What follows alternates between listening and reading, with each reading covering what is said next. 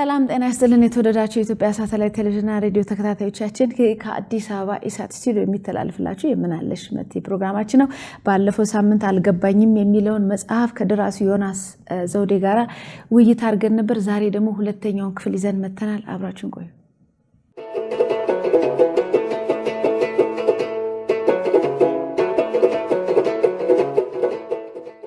የስነ መለኮት ዕውቀት ወይም ትምህርት ከፍልስፍና ጋር ያለውን ቁርኝነት ለመጠየቅ ፈልጋለሁ። ለምሳሌ የእምነት አንተ የራስ የሆነ እምነት ተከታይ ነህ።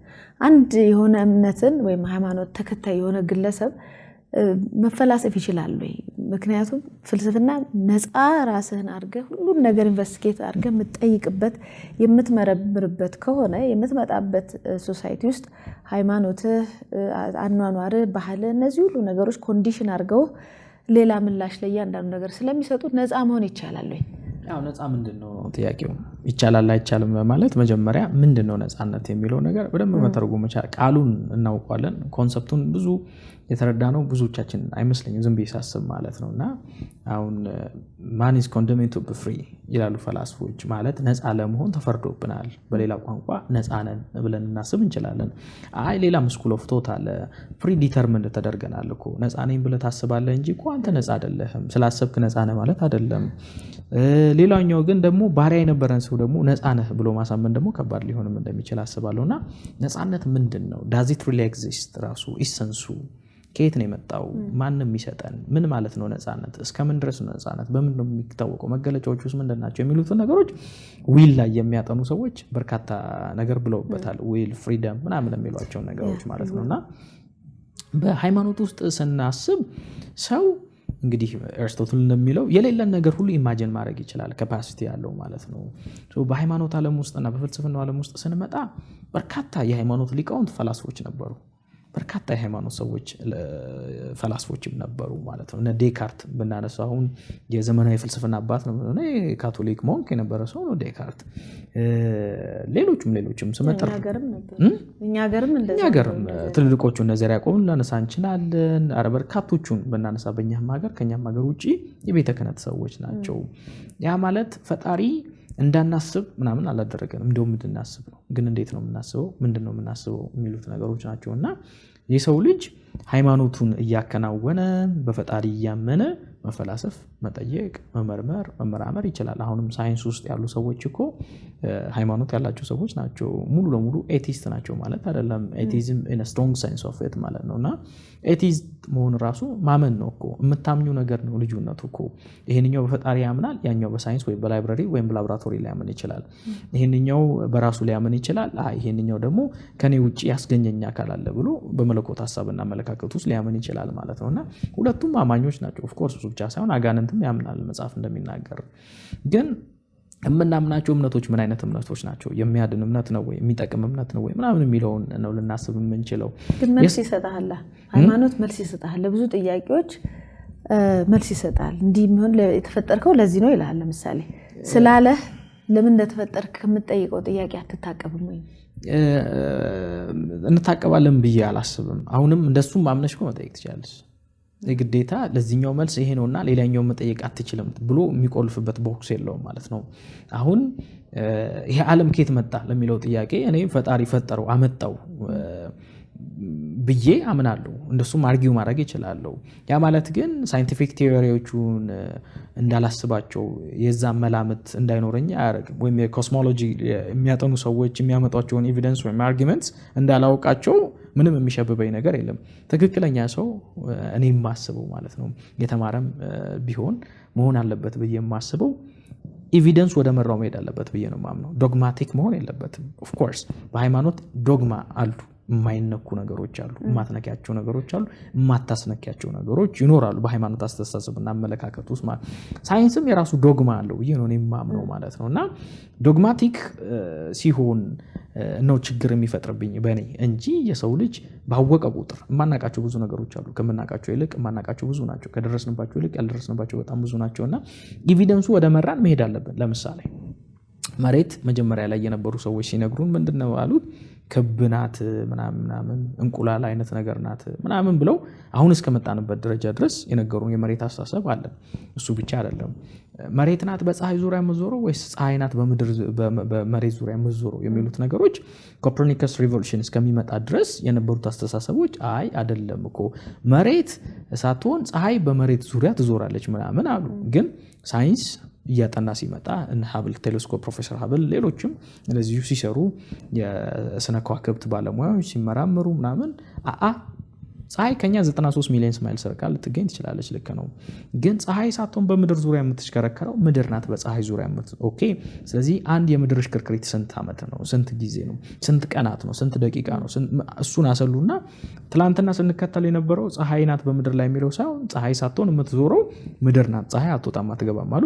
ትላንትና የነበረን እውቀት እኮ ውሸትም እውነትም ነው። በነበረንና በደረስንበት መረጃ መሰረት ግን እውነት ነበር ማለት ነው። ግን ደግሞ የሰው ልጅ አስፓየር ስለሚያደርግ እና ዲስከቨር ስለሚያደርግ ከቨር የነበረው ነገር ዲስከቨር አደረገው ማለት ነው። ሶ እያወቀ ሲመጣ ያንን እየጣለን መምጣት ያለበት እንጂ ዛሬም ባለንበት በአንደኛው ክፍል ኖ ፀሐይ ናት የምትዞረው ቢል ጤነኛ አይደለም፣ ተገቢም እውቀት አይደለም። እውቀት ማለት ጀስቲፋይ ትሩ ቢሊፍ ነው። አትሊስት እውነት መሆን አለበት፣ ማረጋገጥ መቻል አለብሽ፣ ልታምኝበት ይገባል። አይ ትዞራለች ግን አላምንበትም ብትይ እሱ ሊሆን አይችልም። በሃይማኖት አስተሳሰብና አመለካከት ውስጥ በርካታ ያልተመለሱ ስነ መለኮታዊ አስተሳሰቦችና አመለካከቶች አሉ። በነገራችን ላይ የተመለሱት እንደገና ኢንቨስቲጌት ለማድረግ ጭንቅላት ይፈቅዳል ወይ ነው ጥያቄ። ይሄ ነው ተብለ ከተነገረ በኋላ አይ ሌላ ሊኖር ይችላል ብለ ክፍተት ተሰጠዋለሁ ወይ ለራስህ? አይ ቲንክ እሱ ሰውነት ነው ብዬ ነው የማስበው። የሰው ልጅ እኮ ይሄ አትንካ ሲባል እኮ አይ በቃ አልነካም አይልም የሰው ልጅ፣ እንደውም ለመንካት ነው የሚጓጓው ማለት ነው። ስለዚህ ይሄ ነው ሲባል አይ አይደለም ሌላ ሊኖር ይችላል ነው የሚለው። እና አብዛኛው ፈላስፎች የተወለዱት በሃይማኖት ቤት ነው። በነገራችን ላይ አብዛኞቹ ፈላስፎች የተጸነሱት እና እንዴት ተብሎ ከተጠየቀ ለምሳሌ ዘርዓ ያዕቆብን ቀደም ስላነሳሽው ነበረበት አክሱም አስተሳሰቡና አመለካከቱ ወደ እንፍራንስ እስከሄደበት ጊዜ ድረስ የነበሩት ስኩል ኦፍ ቶቶችን ነው። ኦርቶዶክሶቹ እንደዚህ ይላሉ፣ ካቶሊኮቹ እንደዚህ ይላሉ። እነዚህ እንደዚህ ነው የሚተረጉሙት መጽሐፍትን፣ እነዚህ ደግሞ እንደዚህ ነው የሚተረጉሙት። እኔ ግን ይሄንኛውንም ሰማሁት እነዚህኞቹንም ሰማሁት፣ ልቡናዬ ደግሞ የሚለው ይሄንን ነው ይላል ማለት ነው። ስለዚህ ይሄንን አንደርስታንዲንግ ሌቭል ኦፍ አንደርስታንዲንግ የሚፈቅድልሽ የሃይማኖት ቤተሰብ ውስጥ እንድምታ የሚባለው እኮ በኢትዮጵያ ኦርቶዶክስ አስተምሮን አስተሳሰብ እኮ አንድም እንዲህ ነው አንድም እንዲያ ነው እኮ በቃ በብዙ አቅጣጫ ለማየት ነገሮችን በብዙ አቅጣጫ አይ ቲንክ ከሃይማኖቱ አስተምሮን አስተሳሰብ ውጭ ያሉ ሰዎች የሚሰጡት የሚለጥፉት ታርጋ ነው ብዬ ነው የማስበው እንጂ በሃይማኖት ቤት ውስጥ ያሉ ሰዎች አንድ ነገር ብቻ በአንድ መነጽር ብቻ የሚያዩ ሰዎች አይደሉም። የበሩ የነቁ የበራላቸው ናቸው ብዬ ነው የማስበው። ነገሮችን ከተለያየ ፐርስፔክቲቭ አንጻር ማየት የሚችሉ ሰዎች ናቸው። ሃይማኖት ይሄ ነው የሚለው ሲሉ እኮ ሳይንስ ያ ነው የሚለውን እኮ ጠፍቶባቸው አይደለም። ይሄንኛው ነው የሚያዋጣው ትክክለኛው ይሄንኛው ነው ሲሉ እኮ ጀስቲፋይ ማድረግ ይችላሉ፣ አርጊው ማድረግ ይችላሉ። አርጊመንታቸው ምን ያክል ሻሎ ነው ወይም ምን ያክል ስትሮንግ ነው፣ ምን ያክል ቫሊድ ነው፣ ምን ያክል ኢንቫሊድ ነው፣ ምን ያክል ሳውንድ ነው አንሳውንድ ነው የሚሉትን ነው ማየት የምንችለው እንጂ ምክንያትም አለ እኮ። አሁን በዓለማችን ላይ ከ200 ሺህ በላይ ሃይማኖቶች አሉ። የክርስትና እምነት ተከታይ ሲሆን ለምንድን ነው የሆንኩት እንደ አንድ ተማረ ሰው ልታስረጅ ትችላለች ማለት ነው። ሌሎቹን ለምንድን ነው ያልሆንሽው? እውነት የት ነው ያለው? አንድ ከሆነ ሌላው እውነት አይደለም ልትይ ነው ማለት ነው። ያ እውነት ደግሞ የት ነው ያለው የሚለው ጥያቄ መጠየቅ አለበት። እውነትንስ ማወቅ እችላለሁ ወይ? ከየትስ ምንጭ ነው የሚቀዳው? እውነትንስ እውነት የሚያደርገው ነገር ምንድን ነው የሚሉትን ነገሮች ሁሉ እስከ ጠየቅን ድረስ ነው የምንመጣው እንጂ የሃይማኖት ጥላ ውስጥ ስንሆን በቃ ብሎ የሚዘጋ የሚቆለፍበት አንድ ቦክስ ወይም አንድ ክላስ አይደለም ብዬ ነው የማስበው። ገጽ 19 ላይ ለምሳሌ ዓለም በእጃችን ነው ይላል። እናፍርሰው ወይስ እንስራው? አገር በእጃችን ነው እናልማ ወይስ እናጥፋው? ቤተሰብ ልጆች በእጃችን ናቸው። በመልካምነት ወይስ በክፋት እንቅረጻቸው? ትላንት በእጃችን ነበር፣ በታሪክነቱ ተቀብለ ነው ወይስ ክደ ነው እንለፍ? ዛሬ በእጃችን ነው፣ በአግባቡ እንጠቀምበት ወይስ በከንቱ እናባክ ነው? ነገ በእጃችን ነው፣ መጪውን እንለውጥበት ወይስ ትላንትን እንድገምበት? ታሪክ በእጃችን ነው፣ እናድምቀው ወይም እንሰርዘው? አንድነት በእጃችን ነው፣ ለስራ እንነሳበት ወይስ ለጥፋት እናብርበት? ፍቅር በእጃችን ነው፣ እንዋደድበት ወይስ እንዋቀስበት? ሰላም በእጃችን ነው፣ በደህና እንደር ወይስ እንታወክበት? በእጃችን ላይ ባሉት በረከቶች መልካምና ክፉ ነገሮችን ማጨድ እንችላለን ይላል። እንግዲህ ይሄ ሰውን እንፍጠር በሚለው ርዕስ ላይ የተወያያችሁት ነው። እነዚህን ነገር ሁሉ ራሳችን ለማድረግ እንትኑ አለን ማለት ነው፣ ጉልበቱ አለን ማለት ነው። ፍቃዱ አለን። በጣም የሚያስደንቀው የሰው ልጅ በጣም አስደናቂ ፍጥረት ነው። ከተፈጠሩት ፍጥረቶች መካከል ወይም ካለው ነገር መካከል የሰው ልጅ ይሰይማል፣ ይሰየማልም፣ ይፈጥራል፣ ይፈጠራልም በርካታ ነገሮች ናቸውና አሁን ቅድም የተዘረዘሩት ነገሮቻችንን ሁሉ ስናይ በሳይንስም በፍልስፍና ውስጥም ስናይ ቅድም ፊሎሶፊ ኦፍ ዊል በጣም አስደናቂ ፍልስፍና ነው በነገራችን ላይና በርካታ ሊቃውንት እዛ ላይ ተፈላስፈዋል። የሰው ልጅ ልቡ ካልፈቀደ በስተቀር ኤቪደንስ ብታቀርቢለትም አሁን ቅድም የዘረዘርናቸውን ኤቪደንስን ብታቀርቢለት አርጊመንቱን በጣም አሪፍ ቢሆን እስካልፈቀደ ድረስ መቀበል አይችልም። አስደናቂ ነው። ስለዚህ የኤቪደንስ ማጣት አይደለም አንዳንድ ነገሮች ማለት ነው፣ ወይም የምክንያት ማጣት አይደለም አንዳንድ ነገሮች፣ የመረጃና የማስረጃ ማጣትም አይደለም አንዳንድ ነገሮች፣ የፍቃድ ጉዳይ ነው። ሰው ፍቃድ ያለው ፍጥረት ነው ወይም ፍቃድ ያለው አካል ነው። ስለዚህ ሲፈቅድ ማድረግ ይችላል። ነገሮቹ በራሳቸው ስለሆኑ እስካልፈቀደ ድረስ ምንም ሊያደርገው አይችልም። ስለዚህ የሰው ማንነቱ ቁልፉ ዊሉ ነው ማለት ነው። ስለዚህ ቅድም የተዘረዘሩት ነገሮችን ማድረግ እንችላለን ነው። ማህበረሰቡ እንችላለን ወይ እነዚህን ነገሮች እንፈልጋቸዋለን ግን እንችላለን ወይ ብሎ ይጠይቃል። እንችላለን ብዬ ነው የማምነው። የማይቻል ምንም ነገር የለም ብዬ ስለማስብ ሌሎቹ ከቻሉት እኛ እንችላለን፣ ሌሎቹም ሰዎች ናቸው ብዬ ስለማምን የሆነውን ሁሉ የሆነው እኛ ነን ብዬ ስለማስብ ያደረግናቸውም እኛ ነን፣ የምንመኛቸውም እኛ ነን፣ የምናደርጋቸውም እኛ ነን ብዬ ነው የማስበው። ከኛ ውጭ ሌላ የሚያበጃጅልን ሌላ አካል የለም ብዬ ነው የማምነው። የሰው ልጅ በጣም አስደናቂ ፍጥረት ነው። ልቡ ለበጎነት ሲሸፍን በጎ፣ ልቡ ለክፋት ሲሸፍት ክፉ፣ ልቡ ለፍቅር ሲሸፍት ፍቅር፣ ልቡ ለጥላቻ ከሸፈተ ደግሞ የሚጠላ ነው የሰው ልጅ ማለት ነው። ስለዚህ ምድርን ትቶ ሰማይን ማሰስ የጀመረው የሰው ልጅ አእምሮና አስተሳሰቡ ነው። ስለዚህ በጣም ዳይናሚክ ነው፣ ሲግኒፊካንት ነው የሰው ልጅ ደግሞ ሚን ሲግኒፊካንት ነው። በጣም ያስብላል ደግሞ ምንም አይደለም ከዩኒቨርሲቲ አንጻር ስናየው ማለት ነው። ስለዚህ የመጀመሪያው ጨረቃ ላይ የደረሰው ሰውዬ ኒል አርምስትሮንግ ጨረቃ ላይ ከደረሰ በኋላ አውራጣቱን ወደ ራሱ አስጠግቶ አያት ይባላል። የመጣባት እቺ ምድር ልትታየው አልቻለችም። ሁሉም ነገር ከፍታ በጨመርሽ ቁጥር ጠፍጣፋ ነው። በነገራችን ላይ ቤተመንግስቱ የማይታይም፣ ትልቅ ቤቶች የማይታይም፣ ትልቅ ሰዎች የማይታዩም፣ ትልቅ አካውንት አይታይም፣ ትልልቅ ታይትል አይታይም፣ ምንም የሚታይ ነገር የለም። ከፍ ያለ ማለት ችግር ነው ብዬ ነው የማስበው። እንደ ሀገርም ከፍ ባልን ቁጥር በሀሳባችን በሄድን ቁጥር ኦሮሞ፣ አማራ፣ ገለመሬ፣ ውጣልኝ፣ ግባልኝ ምናምን የምንለውን እያለፍነው ነው የምንሄደው። ስለዚህ እያለፍነው በሄድን ቁጥር አስተሳሰባችንና አመለካከታችን ከፍ ያለ ነው የሚሆነው። ስለዚህ ሁሉም ነገር ሲግኒፊካንት ሳይሆን ኢንሲግኒፊካንትም እንደሆነ እንመለከታለን። የሰው ልጅ ይፈልገዋል። ልክ ነው። ሰላምን የሰው ልጅ እኮ ይፈልጋል። ግን የሰላም ደግሞ ቀንደኛ ጠላት የሰው ልጅ ነው። ግን ሰላምን ማምጣት የሚችለውም ደግሞ ያው የሰው ልጅ ነው እና ሰላምም ሲደፈርስ የሚጎዳውም ያው የሰው ልጅ ስለሆነ ማለት ነው። እነዚህ የምንፈልጋቸውን ነገሮች ስለፈለግናቸው ብቻ ግን አይደለም የሚሆኑት፣ ዋጋ ያስከፍላሉ።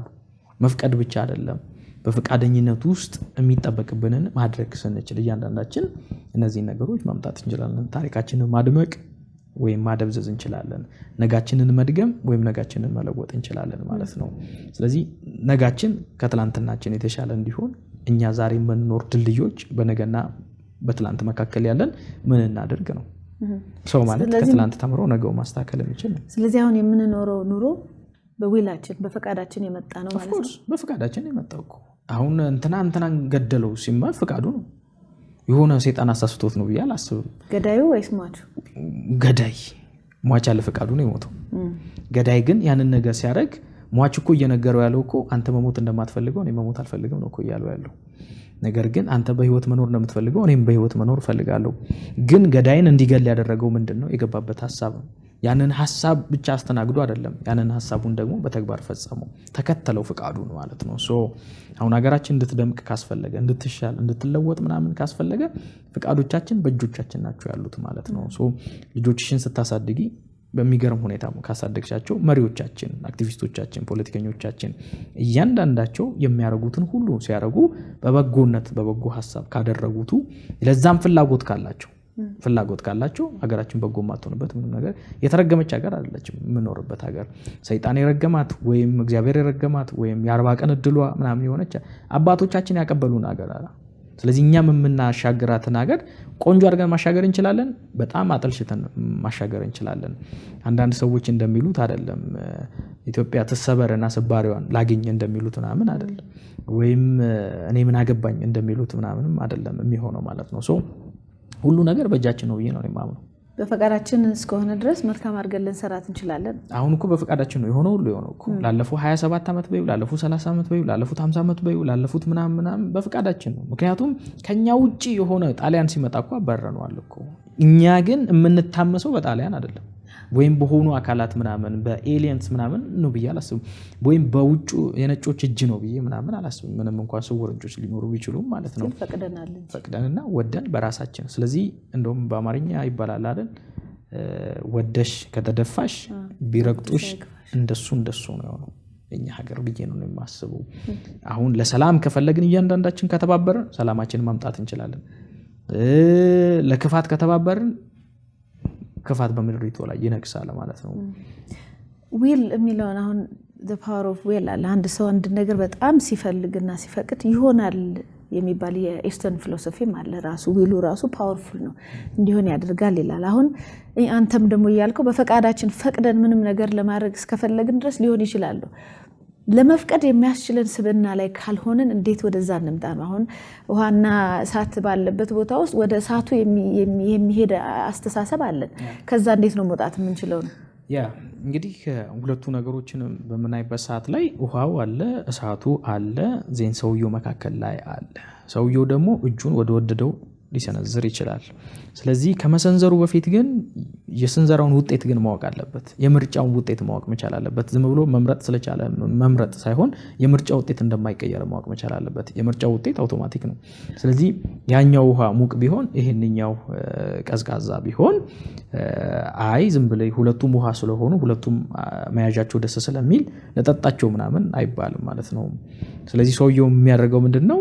ሙቅ ውሃ ነው መጠጣት ያለብኝ ወይስ ቀዝቃዛ ውሃ ነው መጠጣት ያለብኝ? ቀዝቃዛ ውሃ ነው የሚያስፈልገኝ ወይስ ሙቅ ውሃ ነው የሚያስፈልገኝ? ሙቅ ውሃውን ብጠጣው ምን ሆናለሁ? ቀዝቃዛውን ውሃ ብጠጣው ምን ሆናለሁ?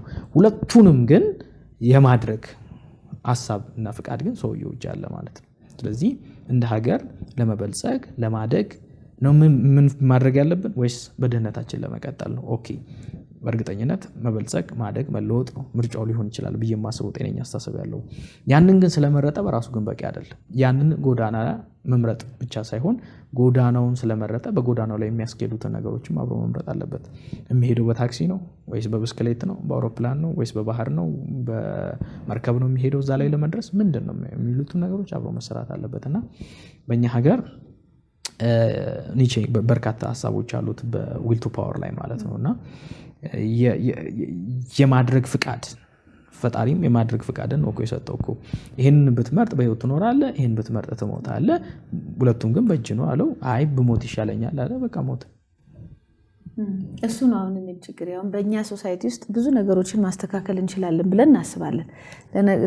ግን ቅድም እንደገለጽኩ ውሃና እሳት ሲኖር ህፃን ልጅ ያ እፉ ነው ያቃጥላል ትለዋለህ። በዛ ደረጃ ያለ ብዙ ትላልቅ ህዝብ አለን ስለ እሳቱ በደንብ መረዳት ያልቻለ። ስለዚህ የትኛውን እንደሚመርጥ እሱ በመረጠው ደግሞ ልንኖር ነው ተገደን። ያ አሁን በእሳቱ ላይ እኔ የማስበው ምንድን ነው አንድ ህፃን አለ ሁሌ አነሳዋለሁ እና ይሄ ህፃን እሳት አያቃጥልም የሚል ቲዮሪ ነበር እየተነገረው የነበረው ማለት ነው። እሳት አያቃጥልም እያሉ ኮንቪንስ ለማድረግ ሞከሩ ትልልቅ ፕሮፌሰሮች አገር ውስጥ ከሀገር ውጭ ምናምን የተማሩ ሰዎች ስም ያላቸው ምናምን ሞከሩ። አቡሽዬ አቤት ህፃን አያቃጥልም እሳቱ እሺ ይላቸውና ግን አቡሽ የሚያስታውሰው ነገር ምንድነው? እሳቱ ለብልቦት አለካ። ስለዚህ ፕሮፌሰሮቹ ከተናገሩ በኋላ አቡሽ ጠባሳውን ያያል። ኖ እሳቱ ያቃጥላል። ፕሮፌሰሩ በጣም አሪፍ አርጊመንት ምናምን ያቀርባል። ፕሮፌሰር እሳቱ ያቃጥላል። ዶክተሩ በጣም አሪፍ አርጊመንት ያቀርባል። ዶክተር እሳቱ ያቃጥላል። ፖለቲከኛውም ቢሆን አክቲቪስቱም ቢሆን ስሙ ምንም ይሁን ታዋቂ ሰውም ቢሆን ምንም ይሁን እሳት ያቃጥላል። እኛ እኮ ተለብልበናል በብዙ ነገር። ስለዚህ ነጋሪ እስከማያስፈልገው ድረስ ነው የኛ ነገር እኮ። አሁን እየሄድንበት እየመጣንባቸው ፖለቲካ አቋሞች፣ አመለካከቶች፣ አስተሳሰቦች ያስፈልጋሉ አያስፈልጉ? ያለው የጥላቻ አስተሳሰብና አመለካከት ያስፈልጋል ወይስ አያስፈልግም? ይታወቃል። እንደዚሁ ከቀጠልን ወዴት ነው የምንሄደው? ያስታውቃል። እንግዲህ አስፓልት አጠገብም ስለሆነ ቢሮአችን አንድ ፍሬን የበጠሰ መኪና እኮ ሲሄድ አያስደንቅም። ለምን ተብሎ ከተጠየቀ ከተወሰነ ደቂቃ በኋላ ገደል እንደሚገባ ወይም እንደሚጋጭ ወይም እንደሚገጭ ይታወቃል። ነገር ግን ቢቆም ነው ሰርፕራይዝ የሚያደርገው ማለት ነው። ሶ እንደ ሀገር ፍሬም በጥሰን ስንሄድ መጠየቅ ያለበት ነገር ወዴት ነው እየሄድን ያለ ነው? በዛው ስፒድ ከቀጠልን ስፒድ መጨመር ለሚያስፈልገው ወይም አቅጣጫ መቀየር እኮ ለሚያስፈልገው መቆም ነው የሚያስፈልገን እኛና እየሄድንበት ያለው ጎዳና ወዴት ነው? ይጠቅማል ወይስ አይጠቅምም? ማህበረሰባችንን የቀረጹት እነማን ናቸው? አሁን ማህበረሰባችን በአመለካከቱ አስተሳሰቡ አሁን የደረሰበት ደረጃ ላይ እንዲደርሱ እኮ ብዙ ተዋናዮች እኮ ተውነውበታል። ስለዚህ አሁንም የመፍትሄው አካል ለመሆን ምንድነው መደረግ ያለበት? ማህበረሰብ፣ ህዝብ የትኛውን የተሻለውን በጎ እንዲመርጥ ምን መደረግ አለበት? በነገራችን ላይ ጥቂት ሰዎች ናቸው እንደዚህ የሚያስቡት ብዬ ነው የማስበው። ህዝቡ እንደተባለው ቢሆን ነበረ አደጋው የከፋ ነበር ብዬ ነው የማስበው። ከነዚህ ሰዎች ባለፈ ህዝብ ያውቃል፣ በደንብ አስተዋይም ነው ብዬ ነው የማስበው እና ነቃን የሚሉ ሰዎች፣ በራልን የሚሉ ሰዎች፣ አገኘን የሚሉ ሰዎች ማህበረሰብ እሺ ብቻ ሳይሆን እምቢም እንዲል ማድረግ ይቻላል ብዬ ነው የማስበው። ምክንያቱም ዓለም በአሜንባዮች ስለተከበበች ሁልጊዜም መንታ መንገድ ላይ ቆማ ታመነታለች እና የሚጠይቅ የሚመረምር ምክንያታዊ የሆነ ማህበረሰብ እስካልፈጠርን ድረስ ደግሞ ሀገራት፣ ከተሞች፣ ግለሰብ ሁሉ በድባቴ ውስጥ ያልፋሉ፣ ያንቀላፋሉ ማለት ነው እና ያ እንዳይሆን ስፑን ፊዲንግም መሆን አለበት ብዬ አላስብም። በሌላ ቋንቋ መራጭ አይደለም መሆን ያለብን፣ እኛ አስመራጭ ነው መሆን ያለብን። ያ አካል፣ ያ ማህበረሰብ፣ ያ ህዝብ ወዶና ፈቅዶ ጠላት ነው ሲባል ጠላቴ ነው የሚለው፣ ወዳጅ ነው ሲባል ወዳጄ ነው የሚለው ሳይሆን የሚያስፈልገን ጠላት ነው የተባለው በምን ምክንያት፣ ወዳጄ ነው ሲልስ በምን ምክንያት የሚሉት ነገሮች ናቸው እንጂ አሁን እኛ ማህበረሰብ ማን አለ እንጂ ምን ተባለ ምናምን አይባልም። ከምንነጋገርበት ርዕስ ጉዳይ በጣም የወጣ ነው ግን ይያያዛል። አሁን ቅድም ላልኩ እሳትና ውሃ በሚለው ማለት ነው። ለምሳሌ እኛ ጋር አሁን ምርጫ እየመጣ ነው። ማህበረሰቡ ደግሞ አንተ የምትለው አይነት ማህበረሰብ አለ፣ እኔ ደግሞ የምሰጋበት አይነት ማህበረሰብ አለ። እያየን ነው በየቦታው እየሆነ ያለውን ነገር እና ምርጫ ዲሞክራቲክ የሆነ ምርጫ ይኑር፣ የምትፈልጉትን ምረጡ ብለህ ማህበረሰቡን ትፈቅድለታለህ። ከዛ ማህበረሰቡ ደግሞ አንተ መሆን ያለብህ የራስህን ብሔር ብትመርጥ ነው ለአንተ መብት ምን ቆመው የሚለውን በብሔር የተደራጀ ሌላውን ዝቅ አድርጎ የሚያይ እኛ ብቻ እንደግ ያለውን ማህበረሰብ ኦልሬዲ በ27 ዓመት ሙሉ የተጠመቀበት ነገር ስለሆነ ሁሉም የሚፈልገውን በብሔር የተደራጀ አካል ቢመርጥና ያ ብሔርተኛ አካል ችግር ፈጣሪ ነው የምንለው ወንበር ይዞ ቤተመንግስት ቢገባ ይሄ ህይወታችንም የሚቀጥለው እንግዲህ በዛ ማህበረሰብ ምርጫ ነው እና ይሄ አደጋ አይሆንም ወይ? እንደዚህ አይነት ችግሮች ሊፈጠሩ አይችሉም ወይ? ይፈጠራል፣ ምንም ጥርጥር የለውም። ቶት ኤክስፐሪመንት ነው የምንሰራው እኛ እኮ አሁን ሆኖ ነገ ጠዋት መርጦ ከዛ ፓርላማ ገብቶ ከዛ የሆነ ነገር አድርጎ ምናምን ያለውን የቢሆን ዓለም እኮ ዝም ብለን ቶት ኤክስፐሪመንት ብንሰራ ልክ ቶት ኤክስፐሪመንት ይሰራል በእኛ ፊልድና በዓለም ላይ ያለው ደን ወይም ችግኝ ሙሉ ቁጥር ነው ወይስ ጎዶሎ ቁጥር ብሎ ጠየቀው አንዱን። ወይንም ደግሞ አንተ ብቻህን ብትቀር በዚህ ዓለም ላይ ምን ታደርጋለህ? እንስሳቱን፣ እጽዋቱን፣ አራዊቱን ትንከባከባቸዋለህ ወይስ ደግሞ ለራስህ ብቻ ትኖራለህ የሚል ሀሳብ ተነስቶ ያውቃል በኢንቫይሮንመንት ኤቲክስ ውስጥ ማለት ነውና ፖይንቱ ምንድነው? አሁን በእኛ ሀገር ውስጥ የብሔር ፖለቲክሱ በጣም ጫፍ ረግጧል እንደሚታወቀው ማለት ነው። ሁለቱም ናቸው። ኢትዮጵያዊነትን የሚያቀነቅን አለ፣ ዜግነትን የሚያቀነቅን አለ፣ ዘውጌነትን የሚያቀነቅን አለ። ሁለቱም ሚዛናቸው ከፍተኛና ከባድ ነው። ሁለቱም ዥዋዥዌ ነው የሚሰሩት። ሀገር በሁለቱም ላይ ነው ያለችው ማለት ነው። ቆም ብለን ማሰብ ያለብን ግን የትኛው ነው የሚጠቅመው ነው፣ የትኛው ነው የሚበጀው፣ የትኛው ነው የሚያዋጣው። ልክ ይሄ የብሔር ፖለቲክስ ወይም የዜግነት ፖለቲካ የምንለውን ምን ፈጠረው? ተጨቁንሃል ነው አይደል? እንትና ጠላትህ ነው አይደል? በማኒፌስቶ ጭምር አይደል? ማኒፌስቶቸው ላይ የወጣው አማራ ጠላትህ ነው፣ ስለዚህ አንተ መኖር የምትችለው እሱን እስካጠፋ ድረስ ነው፣ እሱን የምታጠፋው ደግሞ በቀስትም ቢሆን እየገደልክ በአሰቃቂ ሁኔታም ቢሆን እያረድክ የሆነ ነገር እያደረግክ ምናምን ነው አዝሎንጋስ መቀጠል የምትችለው።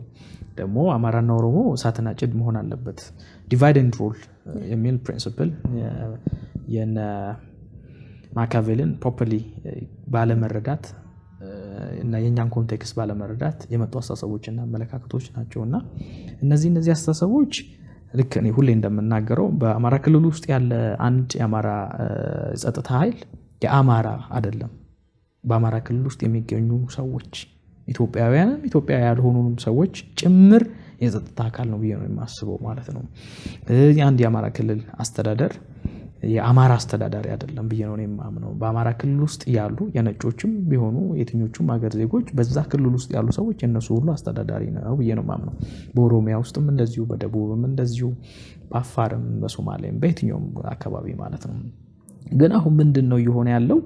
የአካባቢ ጀግና ነው እየፈጠርን ያለ ነው ማለት ነው። የአካባቢ ጀግናን እየፈጠርን ያለ ነው። ስለዚህ ብሔራዊ ጀግኖቻችንን እያጠፋ ወይንም ደግሞ በጎሳ እየተደራጀን የኔ የምንለውን ሰው ነው እየፈለግን ያለ ነው። እና የሚነሳውም የተማረውም ሰው እያየሽ ነው በጣም አሳፋሪ በሆነ የንትን ምሁር እየተባለ የመጣበት። እኔ ምሁር አንድ ጎሬ ውስጥ ከተወሸቀ ለእኔ ምሁር አይደለም። ዩኒቨርሳል ነው እውቀት እንደ ፀሐይ ናት ብዬ ነው የማስበው። ማንም ሊሞቃት ይችላል እንጂ የኔ ብቻ ነው እንትን ምናምን ሊባል አይችልም። ፀሐይን ተነስተን የኛ ብቻ ነው ልንል አንችልም። ግን በእኛ ሀገር አስተሳሰብ ፀሐይ የእነንትና ብትሆን እነንትና የኛ ብቻ ናት ቢሉ ብዙዎቻችን በጨለማ ውስጥ ነው ብዬ ነው የማስበው። እና ባለመኖሩ በጣም ደስተኛ ነኝ። እግዚአብሔርን በዚህ አመሰግናለሁ። ሶ the point is አሁን ሀገር እንዴት ነው የሚመራው? 9 ክልሎች አሁን ወደ 11 ደርሰዋል ምናምን፣ ወደፊትም ሊመጡ ይችላሉ። ብዙ እርግጠኛ አይደለሁም ህገ መንግስቱ ስለሚፈቅድ ማለት ነው። ያ ሁሉ ሲመጣ ግን ቁጭ ያለ 11 ሪፐብሊክ ነው የሚሆነው፣ ወይም መንግስታት፣ ወይም ራሱን የቻለ ሀገር ነው ሊሆን የሚችለው እንጂ አንድ ትልቁን ሀገር ወክሎ ሊሆን አይችልም ብዬ ነው የማስበው። ያ ማለት ግን እነዚህ ተጎዳን፣ ጉዳት ደርሶብናል፣ ተገለናል፣ እንደዚህ ነገር ሆኖብናል የሚሉት ወገኖቻችን መስማት የለብንም ማለት አይደለም። ቁስላቸውን መስማት፣ ማድመጥ፣ በእነሱ ጫማ ውስጥ ሆኖ ነገሮችን ማየት፣ ሲምፓታይዝ ማድረግ፣ የእነሱን ስሜት መሰማት ይጠይቃል ብዬ ነው የማስበው። ግን ሀገር የሚመራው በሰውነት ልክ ነው ብዬ ነው የማምነው። በኢትዮጵያዊነትና በሰውነት ልክ ነው ብዬ ነው የማስበው። መጀመሪያ ላይ እንደተናገርኩት ሁሌም እንደምናገረው እኔ ከሃይማኖት ይበልጣለሁ፣ ከቋንቋ ይበልጣለሁ፣ ከፖለቲካ አስተሳሰብ ይበልጣለሁ። እኔ ሰው ነኝ። ኦሮሞ ቢሆንም አማራ ቢሆንም ትግሬ ቢሆንም አጠገብ ያለው ሰው እሱ ሰው ነው። ሲበደል፣ ሲገፋ፣ ሲወድቅ ማየት አልፈልግም። የግፉዋን ድምፅ ነኝ ብዬ ማሰብ መቻል አለብኝ። አስተዳዳሪ ሲሆን ለአማራ ብቻ ከሆነ ቤተመንግስቱማ ፌር አይደለም። ቤተመንግስቱ ለኦሮሞ ብቻ ከሆነማ ፌር አይደለም። ለትግሬ ብቻ ቢሆንማ ፌር አይደለም። ወይም ለደቡብ ብቻ ቢሆን ፌር አይደለም። ምንም እንደዚህ አይነት ሀገር ሊኖር አይችልም። አብረን ልንቀጥል አይችልም። እንደዚህ ከሆነ የተረኝነት አስተሳሰብና አመለካከት መጥቶ ምንም ነገር ሳይቀየር ተረኝነት ብቻ ከመጣ ምንም ሊሆን አይችልም። እንደዚህ አብረን ልንቀጥል አንችልም ካሁን በኋላ ማለት ነው። ካሁን በኋላ ማህበረሰቡ ነቅቷል ብዬ ነው እኔ ደግሞ የማምነው። ካሁን በኋላ ብዙ ድምጾች እየወጡ ነው ብዬ ነው የማስበው። ካሁን በኋላ የአንድ ሃይማኖት የበላይነት በዚች ምድር ላይ አይኖርምም፣ ሊኖርም አይገባምም። በዚህ ምድር ላይ የአንድ ሃይማኖት ብቻ ሳይሆን የአንድ ብሔር የበላይነት ሊኖር አይገባምም፣ ሊኖርም አይችልም ብዬ ነው የማምነው። ማለት በእኩልነት አገራችን ኢትዮጵያ ለሁላችንም በቂ ናት። ስለዚህ አንዳንዶቻችን እንግዶኞች፣ አንዳንዶቻችን ቤተኞች፣ አንዳንዶቻችን በስጦታ ተቀባይ፣ አንዳንዶቻችን ስጦታ ሰጪ፣ አንዳንዶቻችን አልፎ ሀጅ፣ አንዳንዶቻችን እንግዶች፣ አንዳንዶቻችን ባለቤት የምንሆንበት ሀገር፣ ሁላችንም ባለቤት የምንሆንበት ሀገር እስካልተፈጠረ ድረስ ሀገረ መንግስቱ ያረጋግጋል ብዬ ነው የማስበው። ሀገርም ታረጋግጋለች ብዬ ነው የማስበው እንጂ በነነዛ እንዴት ነው ፓርላማ ሊሆን የሚችለው? መንግስትስ ማን ነው መሆን የሚችለው? እንዴትስ ነው ሊያስተዳድር የሚችለው? የምትጠይውን ብሔር ካለ ልታስተዳድሪው አትችይም። የምትጠይው ህዝብ ወይም ቡድን ወይም ግሩፕ ወይም ሃይማኖት ካለ ልትመሪው ልታስተዳድሪው አትችይም። ምናልባት ለተወሰነ ጊዜ በአፈሙዝ ልታስተዳድሪው ይችላልሽ። ግን ከቲፒኤልኤፍ መማር በጣም ኢምፖርታንት ነው። ካለፍንባቸው ታሪኮች መማር በጣም ኢምፖርታንት ነው። ስለዚህ ፖስት ቲፒኤልኤፍ ኢትዮጵያ የተሻለች የደመቀች እንድትሆን ካስፈለገ የመጣንባቸውን መንገዶች የመጣንባቸው እስከዛሬ ሲጣሉ የነበሩ እንቁላሎችን፣ የክፋት እንቁላል፣ የቂም እንቁላል፣ የበቀል እንቁላሎቻችንን ምናምን ትተን ሌላ እንቁላል መጣል አለብን። የበጎነት፣ የአንድነት፣ የአብሮነት፣ የሰውነት፣ የኢትዮጵያዊነት እነሱን እስካልሆኑ ድረስ እና እነዚህ እስካልተፈለፈሉ ድረስ ትርጉም የለውም ብዬ ነው የማስበው። ሁለቱም በሚዛን መረዳት በጣም ኢምፖርታንት ነው።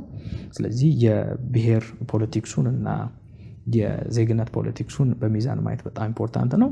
የትኛው ነው የሚያዋጣን? የትኛው ነው የሚሻለን?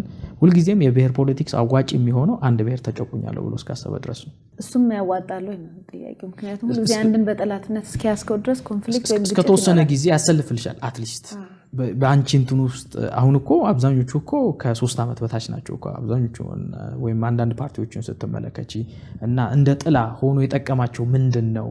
በጣም የሚያሻግር፣ በጣም የሚጠቅም፣ በጣም የሚበጅ ሆነ ለሁሉም የሚጠቅም ሀሳብ ይዘው ስለመጡ ነው ወይስ ቁስልሽን ስላከኩልሽ ነው የሆነ? ስለዚህ ሰው የልቡን ሲነግሩት የኮረኮሩት ያክል ይስቃል ይባላል እና አንዳንዱ የልቡን ስትነግሪው አብሬሽ ነው ምናምን ይላል። ያ ነገር ግን ያዋጣሉ ይጠቅማሉ ይበጃሉ የሚለውን ማሰብ በጣም ኢምፖርታንት ነው እንጂ ኢትዮጵያችን የሚያስፈልጋት በእኔ አስተሳሰብና አመለካከት ሁለቱም በሚዛንና በልኬት የያዘ ለራሱ ብሔር የማያዳላ ሌላኛውን የማይነቅፍ ለሌላኛው የማያዳላ የራሱን ብሔር የማይነቅፍ ሁሉንም በሚዛን የሚመለከት ይሄንን ደግሞ የሚመለከት ሰው ነኝ ብሎ ሰው ሲያስብ የሰውነት ሚዛን ላይ ሲቀመጥ እንጂ በቋንቋ ማየት ከቻለ የቋንቋ መነጽር ከሆነ ያጠለቀው አይጠቅምም።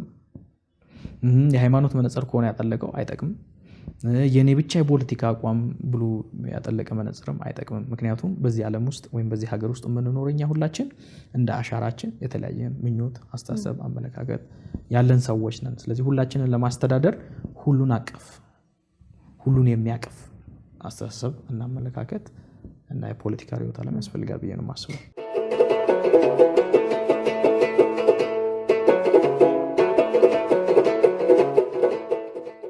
ተመልካቾቻችንና አድማጮቻችን ከፍልስፍና መምህሩ ዮሐንስ ዘውዴ ጋር የነበረን ውይይት በዚሁ አልተፈጸመም። በሚቀጥለው ሳምንት በሚቀጥለው ፕሮግራም እስከምንገናኝ ሰላም ቆዩ።